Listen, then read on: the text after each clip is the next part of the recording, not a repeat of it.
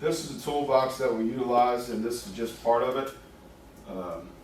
This was something I kind of put together for younger coaches that were asking me what we do.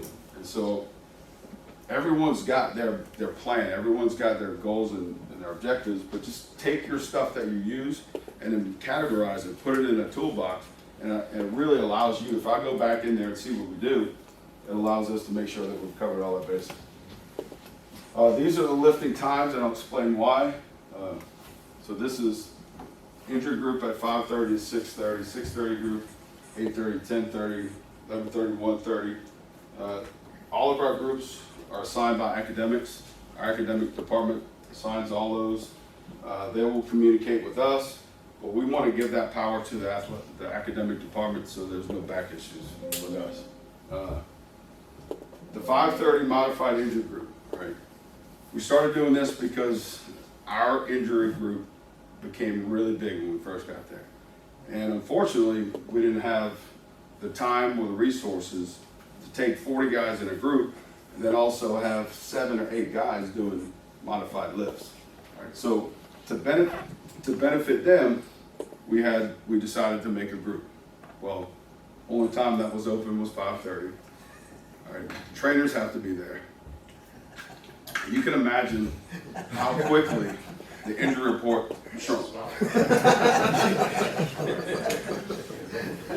Coach Kelly might not like that because of the sleep thing, but I promise you this works. It's beneficial for everyone. Those injured players sometimes they're trained, sometimes you have 2 guys that are in there with 10 strength coaches. All right, I got 10, I don't have 12. But magically they get better. And the trainers don't want to get up, so they all of a sudden take them off that injury list. Warm up, just a general warm up. We want to increase the core temperature, get them moving.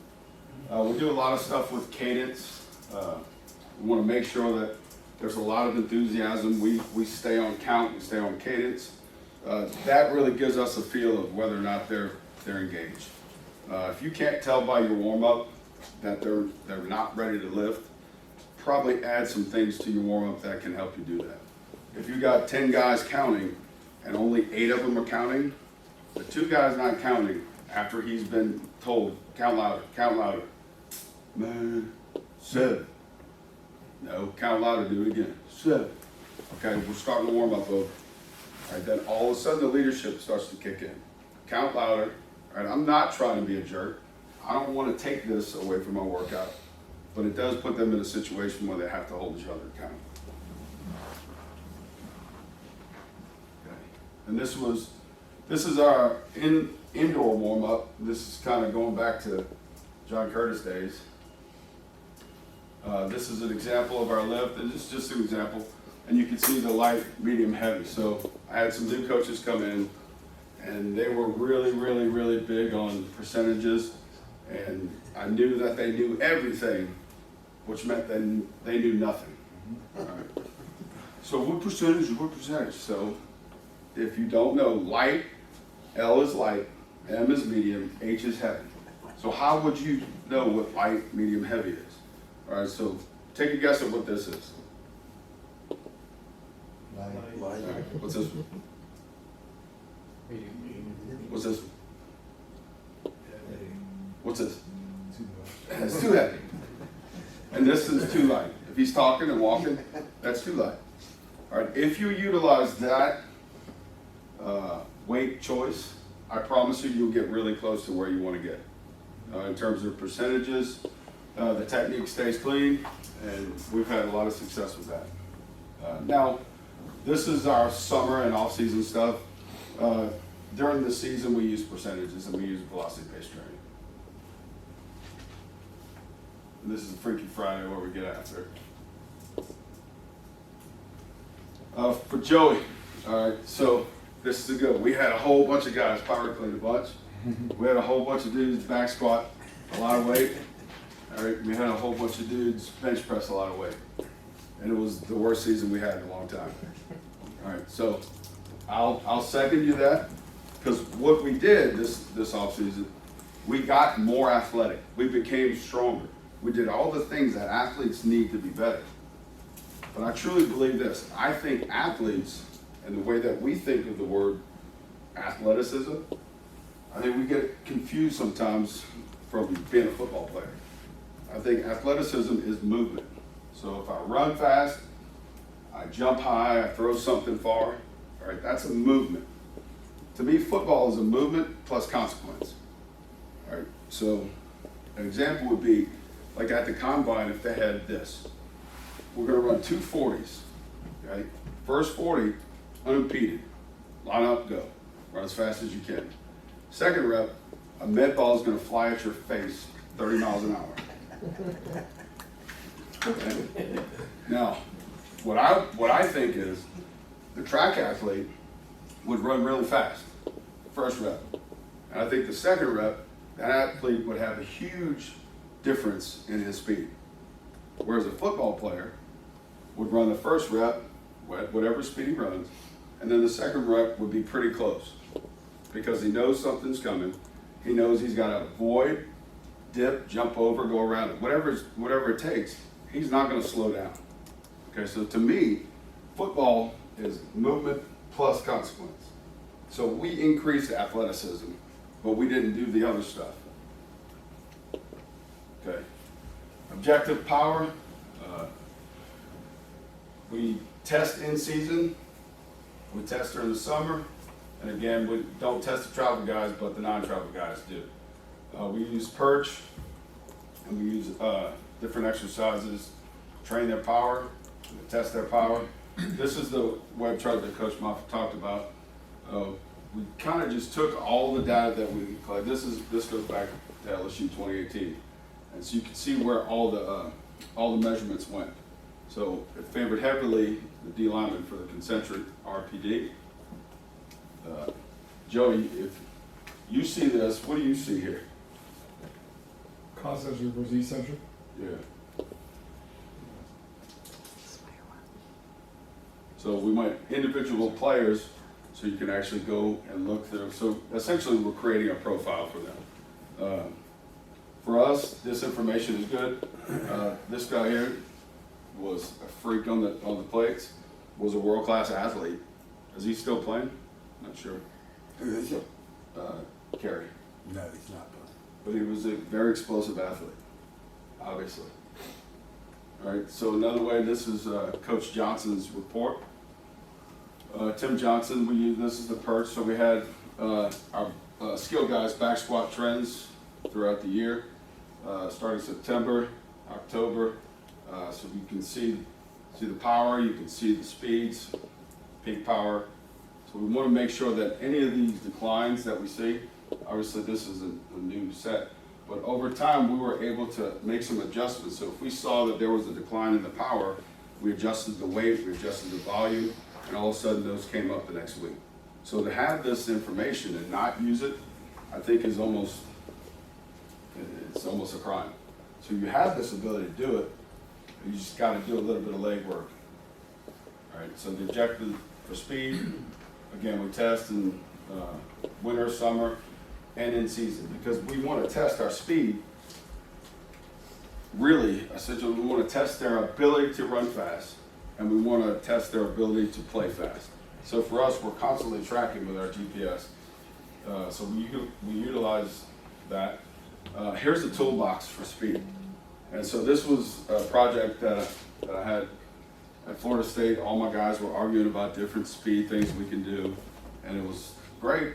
And I said, all right, go back in your offices and put every single thing that you've ever seen before, and let's put it in a toolbox, all right? And categorize it the way you think it should be categorized. And so we were able to put it like this. So you have all your movements, and some of these movements might fit in multiple categories, but if you have this, you're able to look at it and say, all right, I need some more of this, I need some more of this. Talk to Joey, his talk was great. He said we need to do more of this, then you're able to go through and pull those out. And I'll share this with anybody if they want. This is some of our sprint work, just examples. And again, these are just tools. This would be an example of our alactic power So we did some max acceleration work, 3-point to 10-yard sprint. How we do our running might be a little bit different. So what we'll do is we take our big guys and we train them different than the skill guys. So our big guys will all run, O-line and D-line will all run linear speed together for the first 10 minutes. So they're running 5-yard sprints, 10-yard sprints, whatever prescription we have. Then they'll split up. Offensive line will go over here, defensive line will go over here. So offensive linemen, they're going to pull to the right, and then they'll pull to the left. Then they'll do a sumo med ball punch, and then they'll sprint and follow that. The defensive line will do bag drills and sprint. They'll run the hoop, okay? And then by the end of the day, I have 2 reports for speed. So if the coach were to ask me, who was the fastest O-lineman today? I could ask him in return, fastest at what, track or football? Because those are the 2 things we want to measure. Okay? Most of the time, the guy that was fastest at track wasn't always the fastest at football. Okay? Because he didn't have the ability to sink his hips, to reaccelerate, all those things we know and talk about. What we want to do then is show that guy, they run the first half, linear sprints. Then wide receivers go do wide receiver stuff, DBs, backpedal, turn, shuffle, sprint. One of the good examples when I was at Florida State, Jalen Ramsey was #1 at both of those. Derwin James was #1 at both of those. But those are very far and few between where you have a guy that's good at both.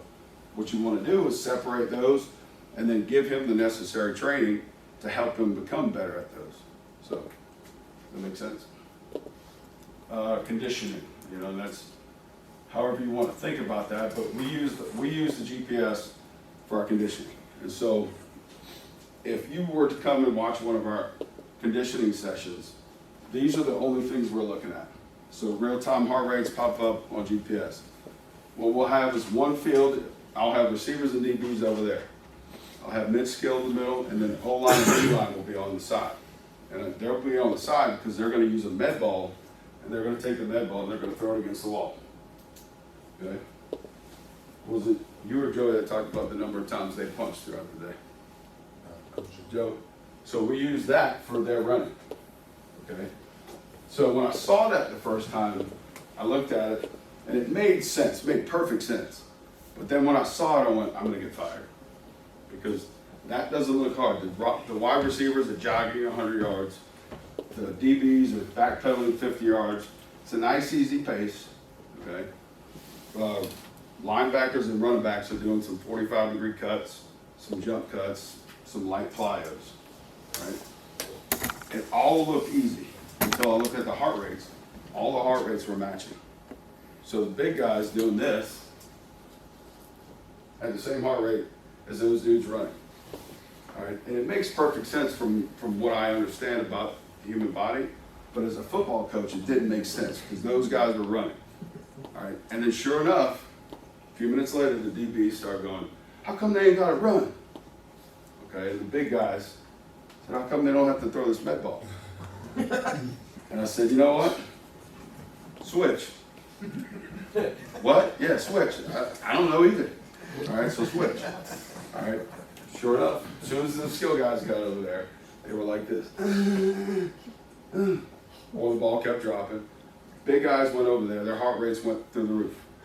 Skill guys, if they could move the ball, so we would do med ball punches and sled pushes. That was their tempo work. All right.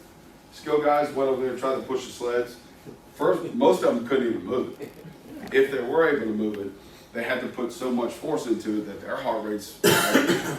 So if I'm trying to train 45 minutes of increased heart rate, okay, but not too much, then I have to make sure the prescription fits. So if you train them based on what they're capable of doing, you're able to train them longer and harder.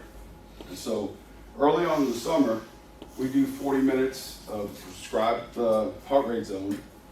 By the time we get to week 4, we have to increase that work in order to get that heart rate there. Because now they're in shape, they're getting better. So now instead of just pushing a sled, they're pushing a sled with more weight. They're having to push a med ball off the wall, so they have to punch, or they add some movement to it. All right, so You're saving the ground contacts on those big guys. You're making the skill guys do what they do. The hardest group is the mid-skill because they do both. I have had some examples where guys really struggle to get them in those zones. All right, so again, Derwin James, he's supposed to just jog. All right, his heart rate's at 80. All right, here, jog with this vest on. Heart rate's at 82. All right, jog with the vest, and I'm gonna pull you with a rubber band. Heart rate's at 100. He's like, Coach, what are you doing? I'm like, you're a freak. I can't get your heart rate up. There's nothing he did would make him struggle. There were some other examples. There are other examples where you had similar body types running.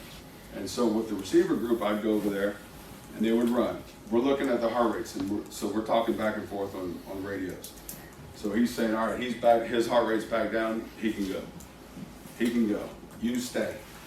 You stay. You go. Well, I gotta stay because you're out of shape. Right? You're really fast. You're so fast, you start on all of our special teams. But you can't play football because of your inability to recover. So those guys that I sent, they start for us. Right? And so it would take them off. They would come back the next day, do some extra cardio, and things are fixed. All right, so this was 2013, our official GPS plan. Right. And so I was fortunate enough to put a crew together, sports science group. I had a rocket scientist from NASA, legit rocket scientist. I had a data analyst from India. I had a really smart guy that knew Excel better than anybody. All right, and that's me over there. Okay, so here was the plan. These guys were all in the back fussing. Who's going to get credit for this? I want to talk to coaches. I want to talk to the coaches.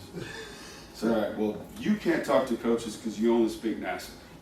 All right, you get intimidated by the coaches, and you just, no, you can't do it. All right, so your job is to collect the data. All right, that means you got to put the GPS on the guys. You got to take it off of their sweaty butts, and you got to put it on the computer. You take it and you organize it. All right, you and I are going to paint the picture through graphs, ways that coaches understand, and then I'm going to take it up here. And before this part, I said, if we do this and follow this policy, we're going to get this. And it was a big fat 0. And they all went, ooh. And then I drew the rest of it in. I said, that's a national championship. If we can follow this policy. If you start trying to go over here, and I start trying to go over here, I don't know this stuff like you do, all right? And you can't speak football. All right, so the breakdown, and I still believe the breakdown in all of the GPS and the technology that we use now is these guys don't have a role identified for them. So if you're going to be the GPS guy, you're a football coach, you're going to want that GPS to say something. Right? You're working your butt off. Make sure that the data stays consistent so you don't make it favor what you want. Does that make sense? That was our master plan. All right, so this is a typical report that we give our coaches. All right, so this would be, this was actually the spring game. All right, so here are your speeds, your max speeds. Here's your mileage. Here's your player load. And then here is how your average speeds ran throughout the spring. All right. Biggest thing I want coaches to do is look at how to distribute this workload or distribute this chart. You hear these talks about load management. I don't think it should be load management. It should be load distribution. If you and I, or two of us are together working on this, all right, for example, if you and I have 400 pounds, the coach and I have 400 pounds on the bar, all right, he's holding it with me. All right, what's the load for us? 200 each, 50-50, right? All right, I don't feel like practicing today. All right, does coach shorten practice so we don't change the periods? So we can't change that weight. So what is he doing now? He's holding 400 pounds. Okay, so now the load goes to him. It doesn't disappear. All right, so if you decide to load manage by sitting 2 guys out, you're gonna have 3 guys in the training room the next day. So the load distribution is critical. And so giving it to them, so easy views, tell this dude to do more, tell this dude to do more. This guy can do a little bit more too. I don't wanna tell the coach, I'm not gonna go and tell the coach, this guy can't play as much, because that's just gonna give me the opposite result. Nobody tells me who to play my guys? All right, so you tell them to add more to those guys, all right? This would be a typical lineman day. So we got some smoking 15 miles per hour guys. All right, 2.6 miles for those big guys. Player loads. All right, distribution looks pretty good. Nothing crazy. There are times that it's big, and then when I go in there, all I do is drop it off on the coach's desk. If they have questions, they'll ask me, and then we can look at it further. But for the most part, our coaches do a really good job of that. There's some redundancy here, but so that last one is the same thing. Same information for the receivers. And so now it's just broken down and presented differently. So if you're a coach, whether you like it like this, you like the numbers, or you like charts, or you like graphs, I don't care. Whatever makes you become the better coach, that's what I want to do. And so the same approach I have with my athletes, I have with those coaches as well. This helps you understand it, I'll present it to you this way. For the most part, colors and circles and charts, but it's pretty easy, like this dude did the most that day. Right? That was that guy that earned a scholarship to walk on. All right, there's some same sort of information. And this is how it ran for the year. So this was number of guys that ran 20 miles an hour plus. Obviously you can see we didn't have the greatest finish. Can't run fast trying to defend the triple option. Average speed, average distance per minute. And then this was the cool one. So what I did here was I pulled all the guys that had below 3 miles per hour in the periods. So essentially walking. And so we were able to show our coaches, right, there's a lot of walking at practice. How does that make things good or bad? I don't know. But I know that when we reduced the walking, we performed better because guys were hustling from drill to drill. We were getting more plays. We were getting more efficiency. So if you want to use this that way, use it that way. Or you can use it from a performance standpoint. I use the technology mostly against them, not for them. Right? So we know whether or not guys are fast or they're slow. Just present it to them and show them that they're better than that. So this is the GPS that has a quarterback setting, so you can look at the number of throws. So we have 8,204 throws last year. Here's how it breaks down. A lot of them in individual run through. Those are things that you don't really keep track of. All right, but sometimes just presenting that in front of the coaches allows him to make a change. And if you can get slight changes from the coaches, you get a reduction in stress for the players. All right, again, these are some web profiles. Just want to show the guys that stand out. All right, Josh Cameron again, as the walk-on player. All right, so here was a year-to-year. So year-to-year, we had guys running faster, average speeds were up, max velocities higher, and we lost more games. So individually, we can do it this way. And so this guy had a better year, he got drafted. All right, so each week, I would show him where his numbers were. And so we started showing him early, his performance changed based off of this. So there's some really cool stuff you can do with technology and GPS. This is what we put together. So these are slices. You can pick each one of those. So if I want to know that if I click speed, I have the drills in ranking order. If I want to select load or physicality or velocity or distance, weighted IMA, if I click this, it shows me what periods rank the highest. So I think this is good when we use this as a practice builder. When we're talking about time and practice, coach is able to look at this and go, all right, if this is the highest ranked period, let's do this instead of 10 minutes, let's do this for 8 minutes. I'm not looking for him to change the whole day in practice, but making slight adjustments is going to give you huge results. All right, same thing. So we took this. These are all the different practice periods. I don't know if you guys can see it. I can give you this, guys, to y'all. So Indy would be the highest one. The problem with our Indy is we run a 20-minute Indy period. And so if we did 2 8-minute or 2 10-minute periods, that number would probably go down, but just for data's sake, and sometimes data can screw you if you do it this way, right? But Indy is usually going to be your highest. If I talk to coaches and they usually ask me, all right, how can I reduce some issues off of guys? All right, what are the ones that you don't want to take away from? Number one, drill, Indy. I don't want to take it, I need my Indy. Okay, fine. All right, you've been doing the same drill for 30 years. You have to have it, I get it. Does this guy who's a 4th-year senior, does he have to get all these reps, or can he get the first 2 reps and then coach the rest of the guys? So if you reduce his load, make him coach, all right, you're going to save him. All right, and that's all you really want to use this for. Wanted to get your expertise on this. So this was high excels and high decels and how they correlate together each practice. And we'll sit down with this, I'll show it to you. A lot of times what I do is I just take the information and I'll come up with charts, and I want it to say something to me. If I'm looking at this all looks normal, all looks normal, all looks normal. Well, this looks weird, right? And that was because we were indoors. So we didn't get the information. So I'm gonna cross that out, don't worry about it. But there are times that happens. I've had multiple times where early on my GPS guys originally, they would come in and say, this guy can't play. Why not?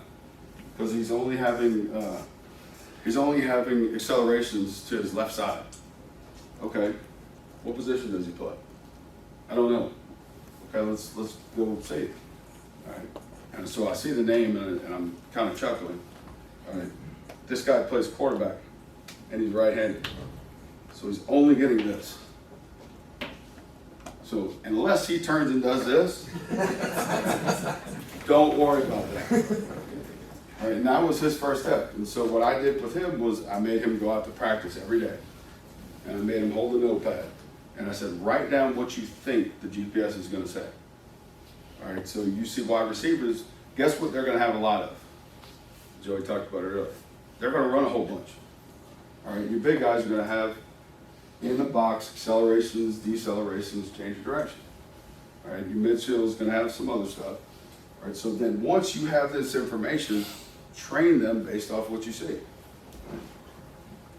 Does anyone think a track team is a team sport? Is track a team sport?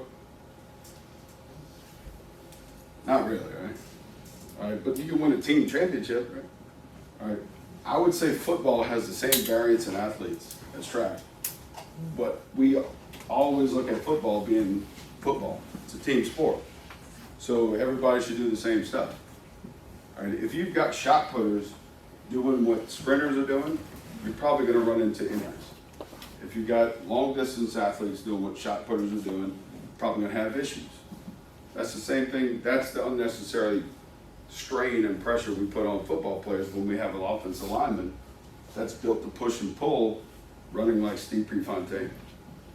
All right, so just experience seeing it and knowing it. We all know this, but being able to go through it, it's really been helpful. So improved athletes don't always mean best team. All right. The objective is to make the best version of what has been given to us. Okay? So for me, here's the last thing I'm gonna say. You can educate guys. All right, that's the goal. Let's educate them. Let's teach them. All right, but usually that doesn't work. So you can try to intimidate them if you want. All right, but those days are long gone. All right, that's what Coach Moffitt used for me, and it worked very good. All right. You can motivate them. come on, you're awesome, you're the best. But that only works for so long. All right, there are times where I have to manipulate them to do it. And if need be, that's what I'm willing to do, okay, to make that athlete better. All right, and it doesn't have to be the crazy manipulation like you think. It could be simple as, I bet you can't do this. You can, and they do it, okay? So try to educate them, try to use your tools and use the targets, but maintain your focus on what's important. All right, there's a lot of awesome stuff out there. All right, there's a lot of things that I can look at our program and go, you know what? It would be better if I use this tool here, this tool here, this tool here. But the program itself doesn't necessarily have to change. The things we do have been successful for a long time. You know, when I hire people, I usually tell them this: I don't need you to come and help us change what we do. What Coach Moffitt put together has allowed us to win a ton of games. All right, so I need you to come in and help me be more efficient and allow us to continue our process. All right, and that's really all I look for when I'm hiring someone. So probably a different style of presentation. I told you we did all this good stuff and we had a bad year. And so next year, our goal isn't to train them to be slower and weaker. It's just to make sure that we remind them of why we're doing it, what this is all meant for. So that's all I got. Thanks, Coach.